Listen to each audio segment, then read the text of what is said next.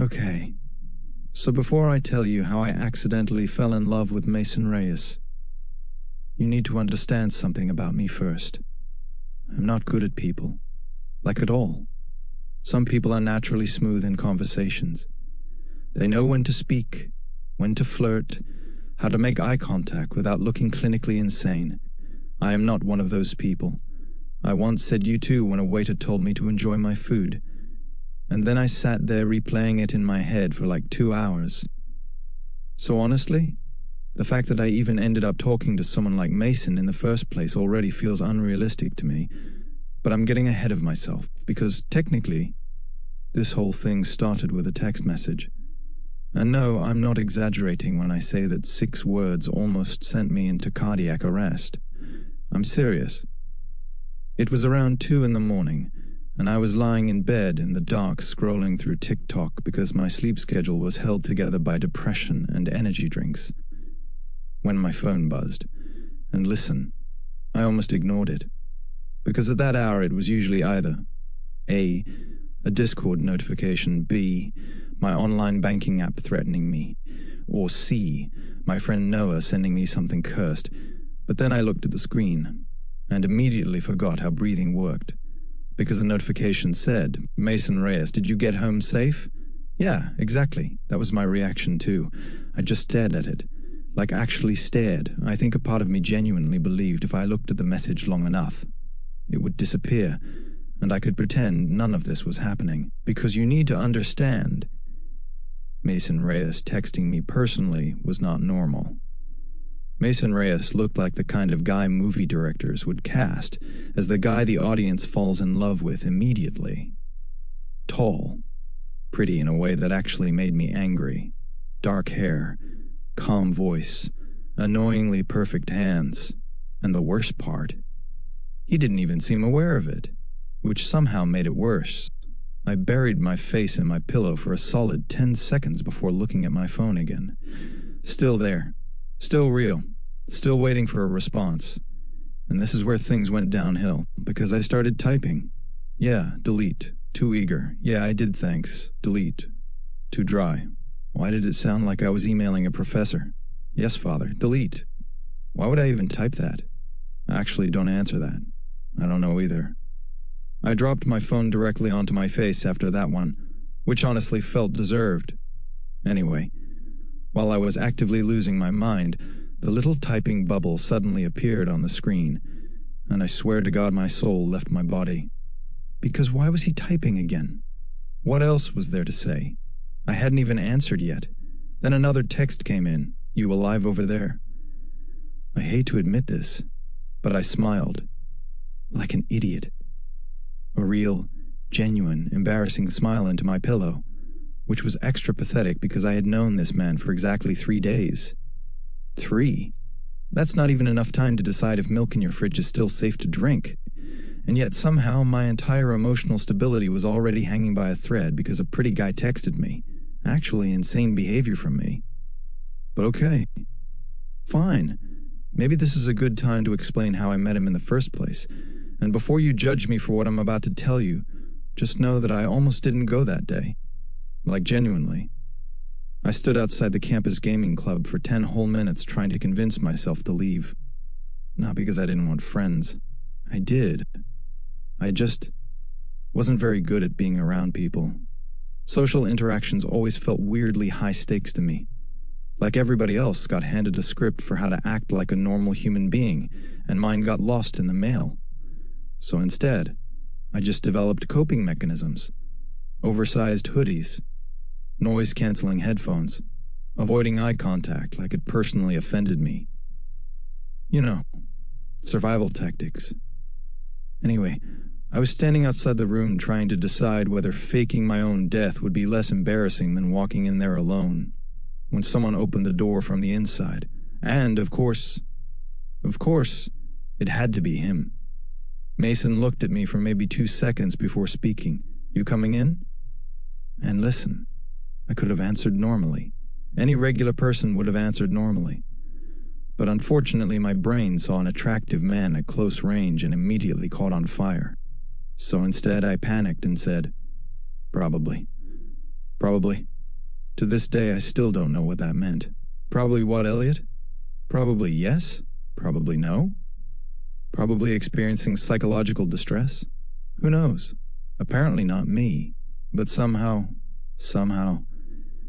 Mason just smiled a little and held the door open for me, like I hadn't just malfunctioned in front of him. And for some reason, that almost made it worse, because now I had to survive the rest of the interaction too, which, spoiler alert, I absolutely did not. I walked into the room trying to act normal, which already wasn't going well because the second I stepped inside, somebody yelled, "Yo, we got a new guy!" And immediately every single person in the room looked at me. Cool, awesome. I wanted to evaporate. You ever get so anxious your body forgets how to function correctly? Because suddenly I was aware of where my hands were, how fast I was blinking, the fact that walking was apparently something I now had to do manually. It was horrible. The room itself honestly wasn't even that bad. A bunch of people sitting around with consoles and laptops, arguing over games, laughing, eating snacks that definitely violated several health codes, normal college club stuff. But when you have social anxiety, normal situations suddenly feel like you're being hunted for sport. So naturally, instead of interacting like a human being, I made a direct beeline for the emptiest corner of the room, which would have worked if my shoelace hadn't betrayed me. Because the next thing I knew, I tripped over literally nothing and almost ate concrete in front of everyone. And when I say almost, I mean I fully would have face-planted if somebody hadn't grabbed my arm at the last second. Guess who? Yeah, Mason. Again. At this point, I genuinely think the universe was trying to set me up for humiliation specifically. "You good?" he asked. "And okay, listen carefully. There are moments in life where you can still recover socially. This was not one of them. Because instead of saying something cool and casual like, 'Yeah, thanks,' I looked this man directly in the eyes and said, 'Wow, that would have been really bad for my brand.' My brand? I don't even have a brand. I barely have mental stability." There was like a full second of silence after I said that, and I remember thinking, "Oh, so this is how I die, but then..." Mason laughed, not in a mean way either, like a real laugh, the kind that slips out before you can stop it. And I swear something chemically irreversible happened to me in that exact moment, because before that day, crushes had always felt kind of distant to me, like fictional things other people experienced. But hearing him laugh because of something I said, "Yeah, no," that ruined my life immediately. "You're funny," he said, and I almost passed away. Like genuinely, I think my soul blue-screened for a second. Because funny? Me? Sir, I trip over flat surfaces and apologize to furniture after bumping into it, but before I could embarrass myself even harder, another guy walked over holding a controller. "Yo, Mason, are you joining us, or flirting with the new kid?" I think my brain stopped functioning after the word flirting. Meanwhile, Mason just rolled his eyes. I literally helped him not die. Same thing. And that was the moment I decided I could never come back to this club again. Like, absolutely not. There was no recovering from this. So naturally, I kept showing up every week, which, in hindsight, should have been my first clue that I was doomed. But at the time, I told myself I was only going because I wanted to get out more, which was technically true. It just also happened to be true that Mason was there. Coincidentally. Very coincidentally. Anyway, that first meeting somehow got worse, because after I finally sat down and started calming down a little, Mason sat next to me. Not across the room. Not with his other friends. Next to me, and before you ask, no, I did not handle it well. At all. The thing about attractive people is that they never understand the psychological damage they cause by simply existing too close to you. Like, why did he smell good? That feels unnecessary. I was trying so hard to act normal too, like nodding at appropriate times, pretending I wasn't hyper-aware of his shoulder brushing against mine every 5 seconds. Meanwhile, internally I was fighting for my life. Then he glanced over at my laptop screen. "You play Valorant?" And this is important, because there are certain questions socially anxious people prepare their entire lives for. This was mine. Finally. A topic I understood. "Oh yeah," I said. "I mostly play support though because I panic under pressure and don't trust myself with responsibility." Mason stared at me for a second, then smiled. That might be the most honest thing anybody's ever said. Why was he looking at me like that? Like I was interesting? That literally should not have been allowed. And somehow, talking to him kept getting easier after that. Not easy, never easy, but easier. Like instead of feeling judged every time I spoke, I just felt nervous, which was weirdly better. At one point he asked what other games I liked, and I started rambling about this stupid indie horror game I was obsessed with, and then suddenly stopped mid-sentence, because I realized something horrifying. I had been talking for too long. Immediately I felt my stomach drop.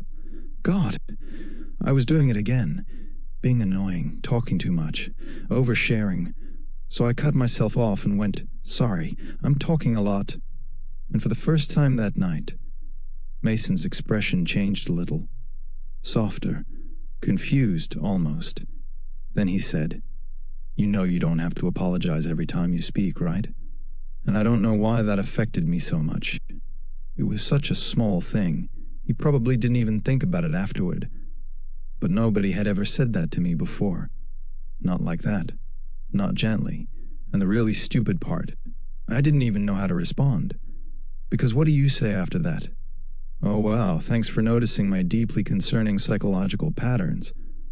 So instead I just looked away and pretended to focus on my laptop, while my heart quietly tried to kill me from the inside. Which apparently fooled nobody.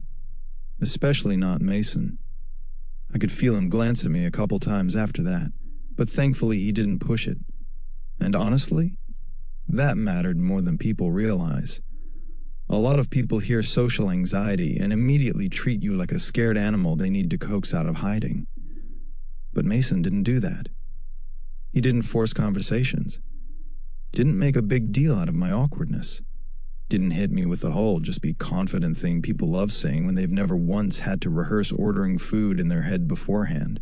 He just talked to me normally, which weirdly made me want to keep talking to him. Dangerous setup, honestly. Anyway, eventually people started setting up teams for some tournament the club was planning, and that's when things took a tragic turn for me personally, because one of the guys looked around and went, "All right, we need one more for Mason's team." And before I could peacefully avoid eye contact and disappear into the background, Mason looked directly at me. "You should join." Immediate panic. Like full-body panic. Because gaming online? Easy. Gaming in front of people? Absolutely not. That's a public execution. I'm kinda bad under pressure, I said. Which was true. The second people watched me play, my hands suddenly forgot how keyboards worked. But Mason just shrugged. "So? It's not ranked." Okay, first of all, easy for him to say. He played games like one of those streamers that accidentally make everyone else feel unemployed. Meanwhile, I once walked directly into a wall during a match because I got startled by my own footsteps. Very different situations. "I don't know," I mumbled. And then, because apparently God enjoys watching me suffer, Mason leaned a little closer and quietly said, "Come on. I want you on my team." Yeah, so unfortunately there was no recovering from that. Because what was I supposed to do after hearing that sentence? My brain turned into soup instantly. Like actually. Nothing behind the eyes, just elevator music. And the worst part? He said it so casually. Like he had no idea that one line was about to live in my head rent-free for the next 6 months. Meanwhile, I was sitting there trying not to visibly combust in front of everybody. So naturally, I said the dumbest thing possible. "Okay, but if I embarrass myself, I'll actually have to move countries." Mason laughed again. That laugh was becoming a serious problem for me emotionally. "You'll survive," he said. Spoiler alert, I barely did, because the tournament practice started immediately afterward, and for the first 10 minutes things were actually okay. I was nervous, sure, but once I focused on the game, my brain stopped spiraling as much. Plus Mason was weirdly easy to play with. He communicated calmly, didn't get annoyed when people messed up, never made anybody feel stupid. At one point I apologized after missing an easy play and he literally went, "Dude, it's a game. Relax." Like that was a normal thing to say. Do you understand how rare that is in gaming communities? But then came the incident. And I need you to mentally prepare yourself before I explain this because to this day I still think about it before falling asleep sometimes. So we were in the middle of a match, right? Everybody was focused. The room was loud. People yelling call-outs. Controllers clicking. Chaos everywhere. And Mason suddenly leaned over my shoulder to point something out on my screen, which already shortened my lifespan by at least 10 years. But then he put his hand over mine for like half a second to adjust my mouse positioning. That's it. That's all he did. Completely innocent. Normal human interaction. Unfortunately, my body reacted like I'd just been struck by lightning. I panicked so hard that I accidentally slammed my keyboard, hit the wrong key, and threw the entire match. Silence. Actual silence. And then somebody across the room yelled, "Bro, what was that?" I wanted to pass away instantly, like immediately. No funeral, no resurrection, nothing. I physically covered my face with both hands. "Oh my God," I muttered. "I'm uninstalling." People started laughing, not me laughing, thankfully, but I still wanted the floor to open up and consume me. And through all of it, Mason was sitting beside me trying very hard not to smile, which honestly should have annoyed me, but somehow it didn't. "Hey," he said quietly. I looked over despite myself, and this idiot, this genuinely unfairly attractive idiot, looked me dead in the eyes and went, "That was kinda cute." I'm so serious when I say my heart stopped.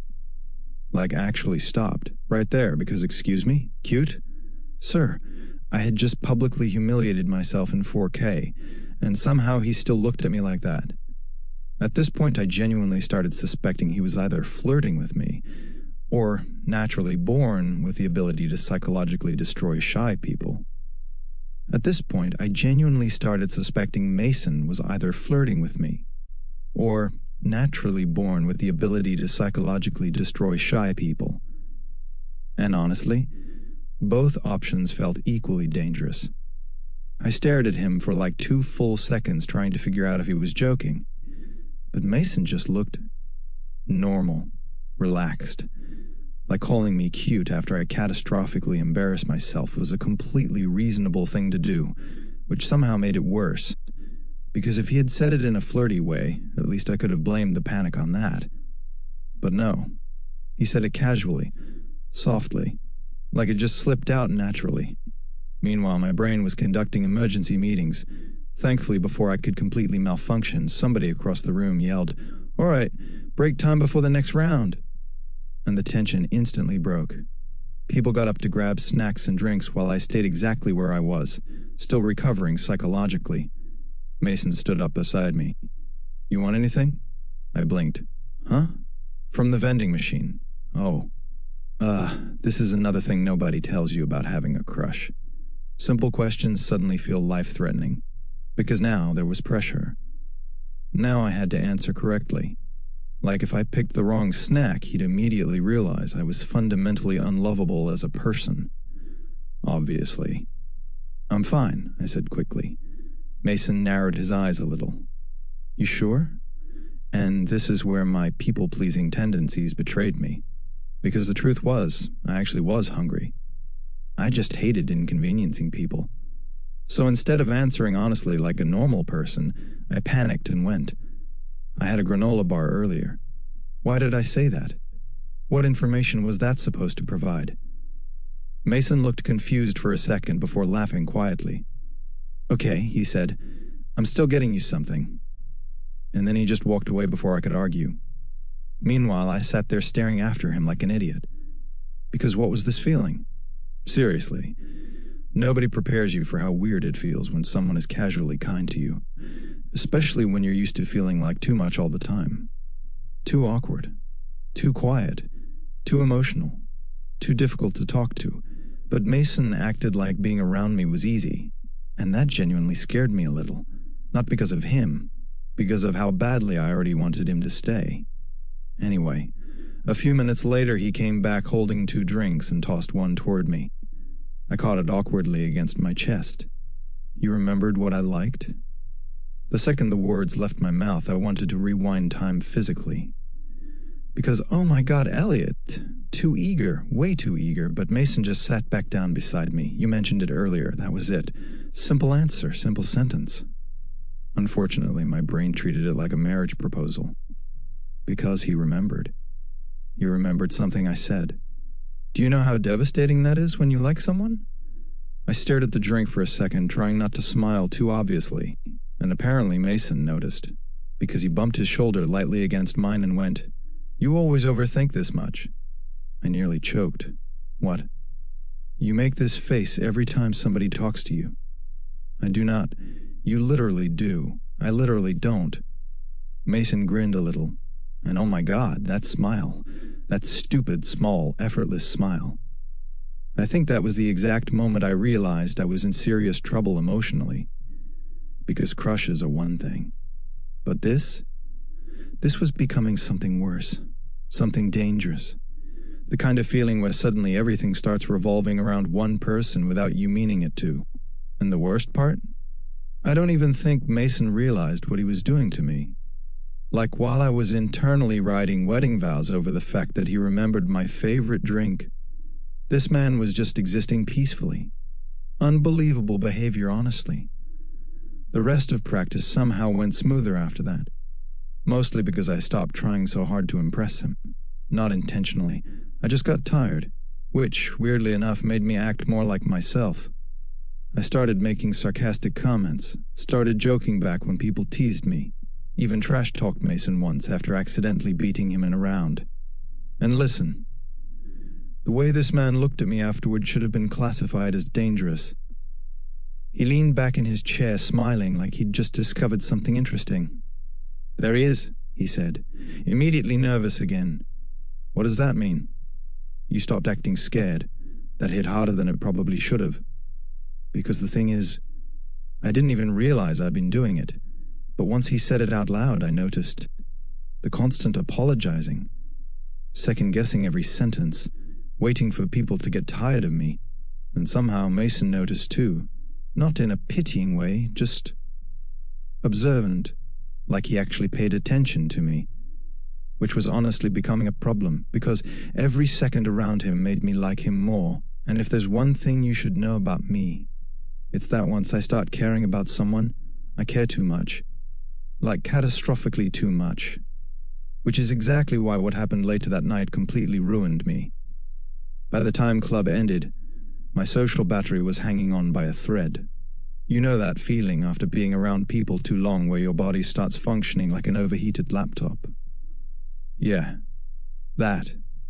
Everybody else still seemed energized somehow, talking and laughing while packing up their stuff. Meanwhile, I was mentally preparing to spend the next 5 hours alone in my room recovering from basic human interaction, and honestly, that sounded incredible. I shoved my laptop into my bag and immediately got my headphone wires tangled around literally everything I owned. Classic. While I was fighting for my life against technology, somebody walked up beside me. "Mason, obviously. You heading back to the dorms?" I nodded. "Yeah, you walking?" "No, actually. I was planning on levitating home. Why was I like this?" The second the words left my mouth, I felt my soul physically leave my body. Because I hadn't even meant to say it sarcastically. It just happened. Like my mouth freelance conversations without my permission. But instead of looking weirded out, Mason laughed again. And okay. At this point, his laugh was becoming a legitimate health concern for me. "Come on," he said. "I'll walk with you." Now, a normal person probably would have responded calmly. Maybe something casual like, "Oh, thanks." Unfortunately, I was not a normal person.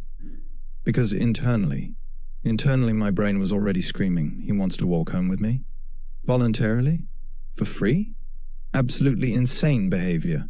But somehow I managed to keep most of the panic internal while we walked outside. And immediately the cold air hit me. It had rained earlier, so everything smelled clean and damp, and the campus lights reflected off the wet sidewalks in that weird, movie-like way that only happens at night. The whole thing felt strangely unreal. Mostly because Mason was walking beside me with his hands in his hoodie pockets like this was the most natural thing in the world. Meanwhile, I was hyper-aware of literally everything. How close he was, how his shoulder occasionally brushed mine, how stupidly pretty he looked under streetlights. Actually unfair. For a minute, neither of us said anything. And weirdly, it wasn't awkward. Usually silence around other people made me panic. I always felt responsible for filling it somehow. But with Mason, the silence just felt quiet, comfortable, like I didn't have to perform constantly. And honestly, that alone probably could have made me fall for him. Then he suddenly glanced over at me. "So what's your deal?" I blinked. "My deal?" "Yeah." He shrugged a little. "You're hard to read." "Oh, cool, awesome." No pressure at all. I looked away immediately, trying to think of a normal answer. Because what was I supposed to say? "Oh, I'm deeply anxious and emotionally unstable, but in a funny way." Instead I went, "I don't know. I'm kinda boring." And Mason immediately frowned. "See this right here?" This was the beginning of a very dangerous pattern. Because every time I said something negative about myself, Mason looked genuinely confused by it, like the idea itself didn't make sense to him. "I don't think you're boring," he said. And there it was again. That stupid feeling in my chest, the one that made me want to smile and throw up simultaneously. So naturally, instead of accepting the compliment like a sane person, I laughed awkwardly and changed the subject immediately. "Okay, but if you say that now, you legally can't complain later when I start talking about games for 6 hours straight." Mason smiled a little. "I'll survive." God, there's something deeply evil about calm people. Because why was every sentence from him making me malfunction emotionally? Anyway, we kept walking, and eventually the conversation drifted into easier stuff. Favorite games, worst professors, music, the fact that campus dining hall eggs looked medically suspicious. Normal conversation, but every now and then I'd accidentally glance at him and remember, "Oh right, I have a massive crush on this man already." Which felt inconvenient timing-wise, especially because there was no logical reason for it yet. I barely knew him, and honestly, that should have made me feel better. Except it didn't, because the more we talked, the more I realized something terrifying. I liked talking to him, like genuinely. Not in the "he's attractive so my brain shuts down" way. I mean, I actually liked being around him, and that was dangerous, because attraction fades eventually. But comfort? Comfort gets attached to your ribs, and by the time we reached my dorm building, I already had this horrible sinking feeling that I was in way deeper than I was supposed to be. We stopped near the entrance. There was this tiny awkward pause where neither of us moved immediately. And suddenly, I became hyper-aware of the fact that this interaction was ending, which was weirdly disappointing. Mason looked down at me slightly. "You gonna come next week?" And this right here, this was the exact moment my emotional downfall became irreversible. Because he sounded like he actually wanted me there. Not politely, not casually, genuinely. And I don't think people understand how much that can affect someone who spends most of their life feeling forgettable. So before insecurity could stop me, I nodded. "Yeah," I said quietly. "Probably." There was that smile again. Small, warm, dangerous to my well-being. "Good." Then he reached out and lightly flicked the hood of my hoodie. "You should sleep more, by the way. You look exhausted." "Excuse me? Sir?" "You can't just notice things about me. That's illegal." I think I stared at him for a full 5 seconds after that because my brain genuinely failed to reboot properly. Meanwhile, Mason just stepped backward toward the sidewalk. "Text me when you get upstairs." And then he walked away. Just casually, like he hadn't completely altered my brain chemistry in the span of one evening. Meanwhile, I stood there outside my dorm building in absolute silence, processing, or at least trying to, because what the hell had just happened to me? I wish I could tell you I reacted normally after that. I really do. But the truth? The second Mason disappeared around the corner, I pulled out my phone and texted Noah. Now, Noah had been my best friend since high school, which meant two things. One, he knew literally everything about me.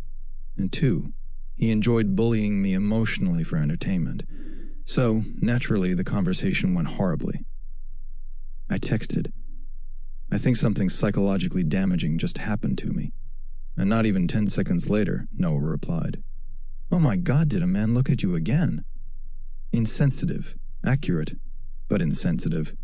I started walking upstairs toward my dorm room while typing aggressively. No, this is serious. He walked me home. 3 dots appeared instantly. Then, Elliot, not the Wattpad slow burn.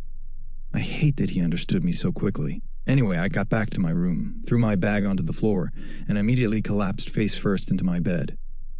Which should have been the end of it, right? Wrong, because the second I buried my face into my pillow, my phone buzzed. And unfortunately, my heart already knew who it was before I even checked. Mason. I rolled over so fast I almost fell off the bed. The message was simple. You make it upstairs alive? I need you to understand something. When you're touch-starved and emotionally repressed, tiny acts of care feel catastrophic. This man was asking if I got upstairs safely. Upstairs, not across the country. Not through a war zone, a staircase. And somehow I still stared at the message like it contained the meaning of life. Which brings us back to where this story technically started. Me, lying in bed at 2 a.m, fighting for my life over a text message. I typed, yeah, deleted it immediately. Too eager. Then, yeah, I'm home. Deleted that too dry. Then, yes, father, which we already discussed. Not my finest moment. At this point, I was genuinely considering throwing my phone across the room. Because why was replying suddenly hotter than writing an essay? And the worst part? I knew he could see the typing bubble appearing and disappearing, meaning Mason was actively witnessing me lose my mind in real time. Humiliating. Then suddenly, another text appeared. You overthinking your reply right now? I physically covered my face with my hands. Because, oh my God, he noticed. Of course he noticed. This man noticed everything. I stayed frozen for like 5 seconds before finally typing. Maybe.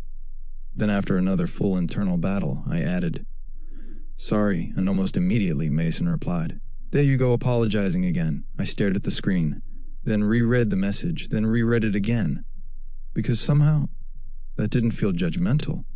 It felt fond, which was a dangerous thing for my brain to experience. I bit the inside of my cheek, trying not to smile like an idiot. Failed completely, by the way. Then another message came in. Get some sleep, Elliot. And for some reason, seeing my name in his text made my chest ache a little. In a good way.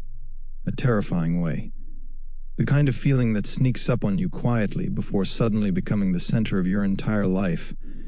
And I think some part of me realized it right then. Lying there in the dark with my phone lighting up my room. This wasn't just a crush anymore. Crushes were supposed to be fun. Temporary. Light. This already felt deeper than that. Softer. Scarier. Like accidentally standing too close to the edge of something life-changing. I stared at our messages for another minute before finally typing, Good night, Mason. And this time, I didn't delete it. 3 little typing dots appeared almost immediately. Then, good night, Elliot. Yeah? No. That smiley face ruined me permanently. I'm serious. Because I spent the next hour kicking my feet in bed like a Victorian woman with tuberculosis. Actually embarrassing behavior. And the worst part? I knew this was bad. I knew getting attached this quickly was dangerous for someone like me. Because when you spend most of your life feeling lonely, the first person who makes you feel seen becomes impossible to forget, even if you barely know them yet. And unfortunately for me, Mason Reyes had already started feeling impossible. Okay, so after the whole good night incident, things got significantly worse for me emotionally. And by worse, I mean I started checking my phone like a divorced father waiting for custody updates. It was pathetic. Actually pathetic. The next morning I woke up and immediately checked our messages before I was even fully conscious. Like my eyes were barely open. No dignity whatsoever. And listen, I know how insane that sounds. But in my defense, nobody tells you how addictive it feels when someone you like actually seems interested in talking to you. Especially when you're used to feeling forgettable. Anyway, I was still lying in bed staring at our conversation like it was sacred historical literature when Noah called me. Now, normally I avoided phone calls whenever possible because hearing the ringtone instantly triggered fight or flight in me. But Noah had a habit of calling repeatedly until I answered. So eventually I picked up. What? That's how I answer calls, by the way. Like a disappointed single father. Noah immediately laughed. You sound happy. I'm hanging up. You got a good night text. I hate you. You got a smiley face too, didn't you? Silence. Noah started screaming. Actually screaming. Oh my God, he's giggling and twirling his hair over punctuation. I am not twirling my hair. Pause. I was smiling a little. Elliot, what? You were down horrendous already. And the thing is, I wanted to deny it. I really did, but unfortunately he was right. Because the truth was, I couldn't stop thinking about Mason, not even in a dramatic way, just constantly, like my brain had quietly reorganized itself around him overnight. Which should have concerned me more than it did. Anyway, Noah forced me to tell him literally everything that happened at gaming club while I got ready for class. And by everything, I mean everything, including the part where Mason called me cute, which Noah reacted to by going, "Oh, so he wants you bad. Can you not say things like that?" I'm serious. Noah, he was probably just being nice. Elliot. Attractive men do not casually call people cute unless they mean it. I threw a hoodie at my closet in frustration. Because logically, I knew Noah might be right. But emotionally, absolutely not. There was no way someone like Mason would actually like someone like me. And before you say anything depressing, yes, I know that mindset was unhealthy, but when you spend years feeling insecure about literally everything, it's hard to suddenly believe you're lovable just because one pretty guy smiles at you. Anyway, I somehow survived classes that day despite being mentally distracted the entire time. And by distracted, I mean I reread Mason's texts during lectures like they were government secrets. Again, pathetic behavior. Then around 4 in the afternoon, while I was walking back to my dorm, my phone buzzed. And unfortunately, my heart recognized the vibration pattern already, which honestly felt medically concerning. I checked the screen. Mason. Yo, why did one syllable have the ability to alter my emotional state instantly? I stared at the message for a full 10 seconds trying to think of a response that sounded normal. Not too eager. Not too dry. Not too weird. Which is impossible, by the way. There is no such thing as sounding normal when you're actively overthinking every letter. Eventually I settled on. Hi. Cool. Fantastic. Very charismatic response, Elliot. But then another message came through immediately. You playing tonight? And listen, I need you to understand something. When a person you like voluntarily asks to spend time with you, your brain stops functioning correctly. Like immediately, I literally stopped walking in the middle of the sidewalk. Some guy behind me almost walked directly into my back. I didn't even care, because Mason wanted to play with me specifically. Not the club, not a group. Me. I stared at the message, trying not to smile too hard in public like a complete loser. Then typed, probably yeah. Deleted it. Too nonchalant. Then, yeah, absolutely. Deleted that too. Too eager, too desperate. Too golden retriever coded. Eventually I sent, yeah, I should be on later. Which still somehow made me nervous. And the worst part? Mason replied instantly. Cool. That stupid smiley face again. I hate that thing. It had genuinely become emotionally destabilizing for me. Anyway, the rest of the day passed painfully slowly after that. Because suddenly I had something to anticipate, which meant my brain spent the next several hours imagining every possible scenario that could happen tonight. What if I sounded awkward on voice chat? What if there were weird silences? What if I accidentally embarrassed myself again? What if he realized I was secretly kind of a loser? You know, normal healthy thoughts. By the time evening rolled around, I'd already changed hoodies 3 times despite the fact that nobody could even see me through a microphone. Which is how you know a crush has become serious. And around 9 o'clock, Mason finally sent the message that completely ruined my ability to act normal for the rest of the night. Hop on Discord. Now, objectively speaking, hop on Discord is a completely normal sentence. People say it every day, regularly, casually, without psychological consequences. Unfortunately for me, this was not a regular situation, because this wasn't just someone. This was Mason, which meant my brain immediately treated a simple Discord call like I was preparing for a televised interview. I spent an embarrassing amount of time staring at the message before replying. Not because I didn't want to join. Oh, I absolutely wanted to join. The problem was that I suddenly became hyper-aware of my existence. Like, what if my voice sounded weird tonight? What if I laughed too loud or too awkwardly? Or worse, what if I accidentally interrupted him and then had to fake my death out of shame? These are real concerns when you're socially anxious, by the way.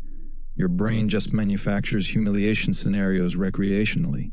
Eventually, I typed, "Okay, give me a sec," then immediately stood up and cleaned my room. I know he couldn't see the room. Trust me, I'm aware. But for some reason, joining a voice call while surrounded by dirty laundry felt emotionally vulnerable. So there I was, speed-running basic hygiene and throwing empty energy drink cans into the trash like my life depended on it. Then I opened Discord and immediately closed it again, because suddenly my heart was beating too fast. Actually ridiculous behavior from me. I stood there for a second with both hands covering my face. "Get it together," I whispered to myself, which did not help at all.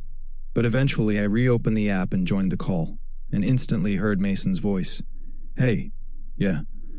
So apparently hearing someone's voice through headphones when you already have a crush on them is a medically dangerous experience." Because why did he sound like that? Calm, warm, slightly tired. Like one of those voices that automatically make you feel safer for no reason.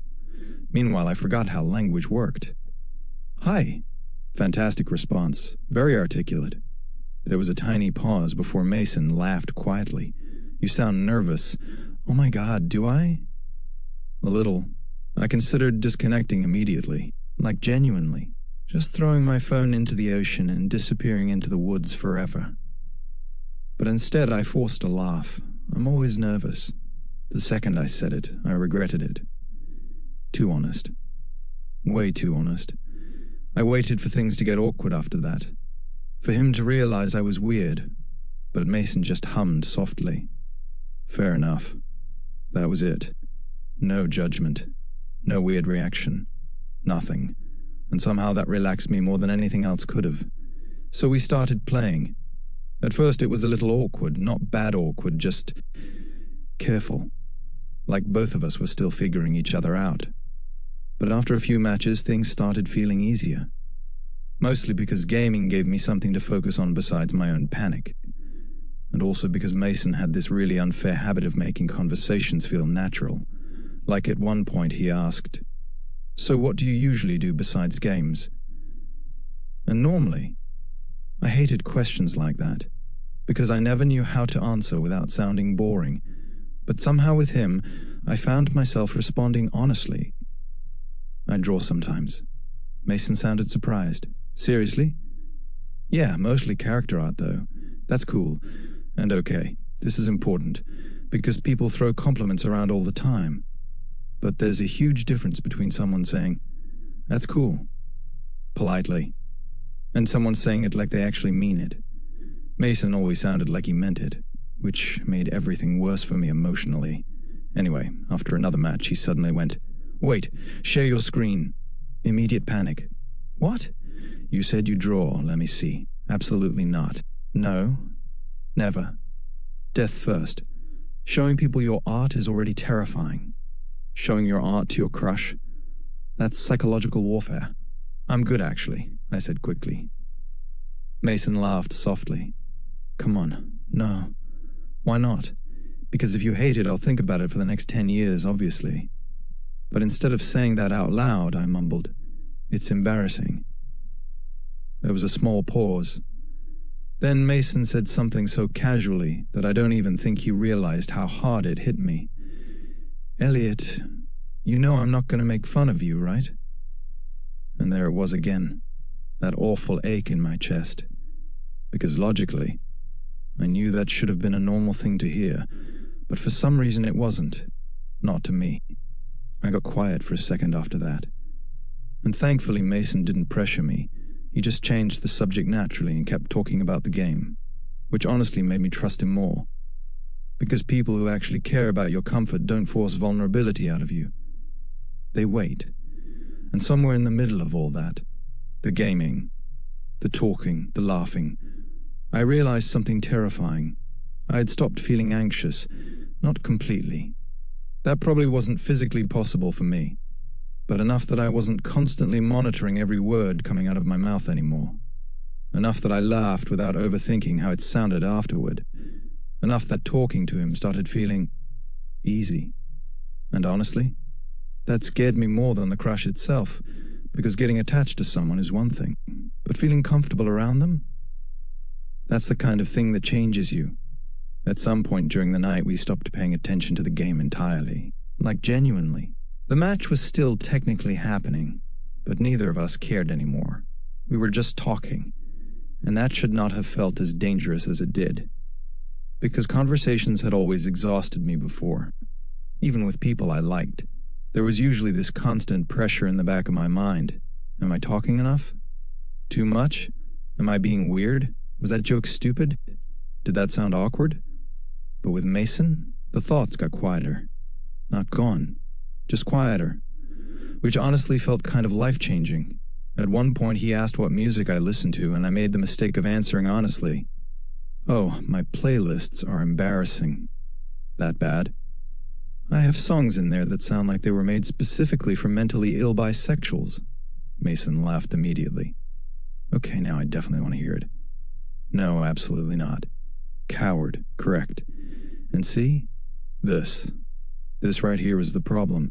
That stupid easy back and forth. The teasing. The laughing. The way talking to him didn't feel like surviving anymore. It felt nice. Too nice.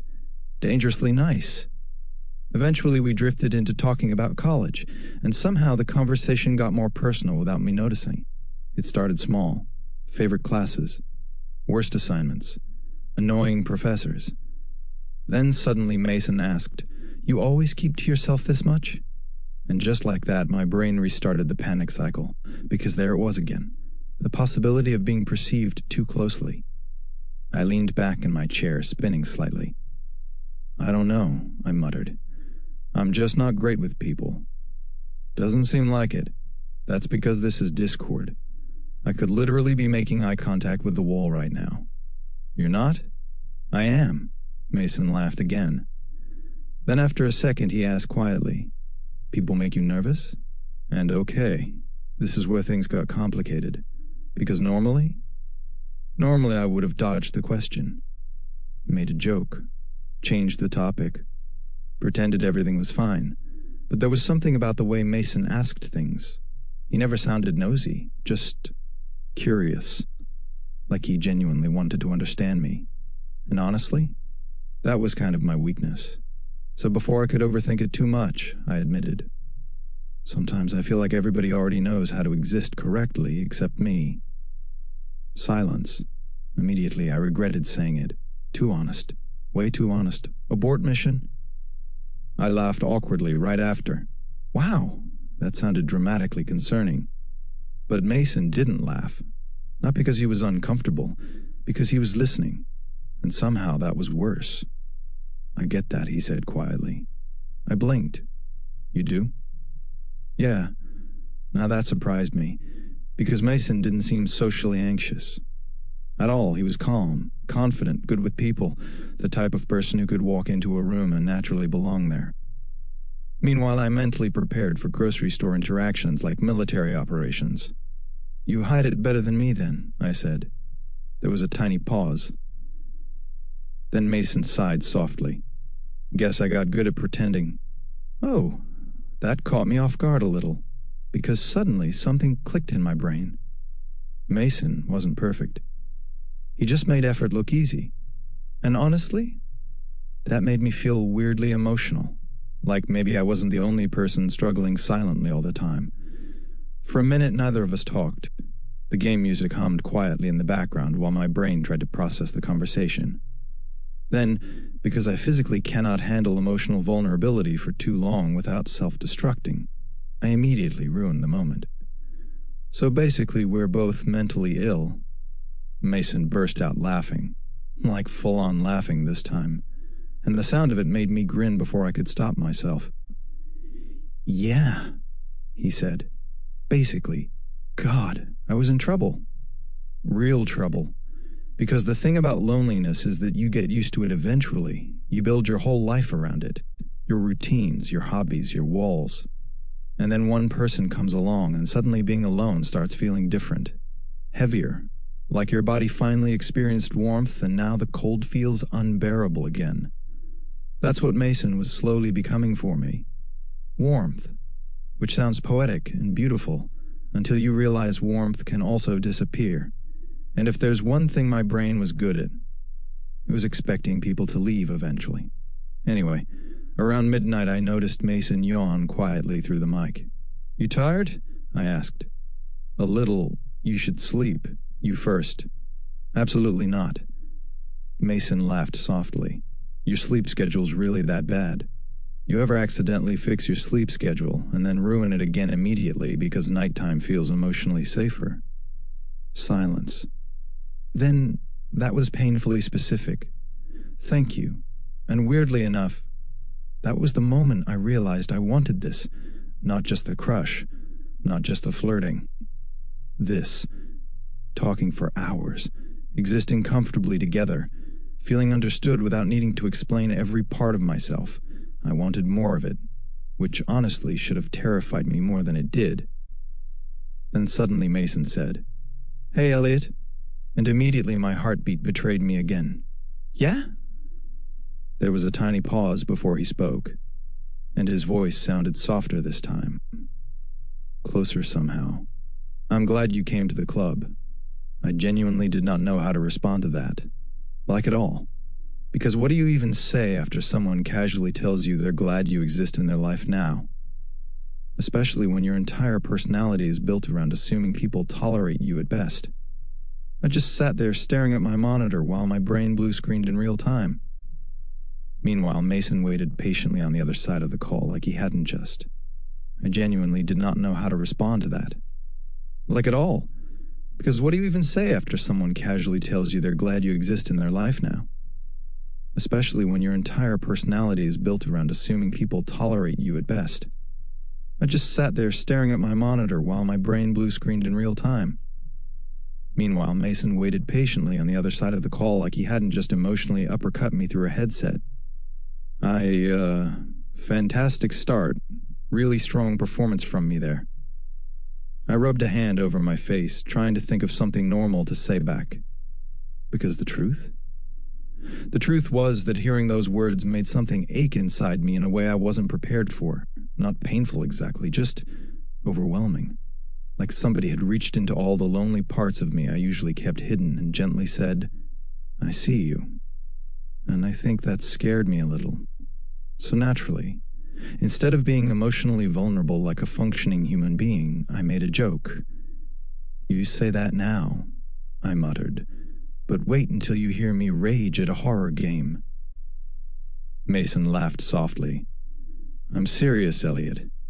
There it was again. That warmth, that terrifying, quiet sincerity he carried around so naturally, and for some reason hearing my name in his voice did something genuinely dangerous to my emotional stability. I leaned back in my chair slowly. Then, before insecurity could stop me, I admitted quietly, I'm glad I came too. The silence after that felt different. Not awkward, not tense, just soft, comfortable. Like neither of us knew exactly what this was becoming yet. I didn't have a name for it yet. What we were. what this was becoming. But sitting alone in my room after that call, with the silence still feeling somehow warm, I think I already knew, and that terrified me. Part 2 drops soon, and things are about to get so much more complicated. Subscribe and hit the bell so you're there when it does. This story is just getting started. If you made it to the end of Part 1, genuinely, thank you. You didn't have to stay, but you did, and that means everything. Part 2 is coming. And I promise, Elliot's story is far from over. Drop a comment and tell me, what moment got you? Because I have a feeling we all have one. Subscribe so you're here when Part 2 drops. I'll see you then.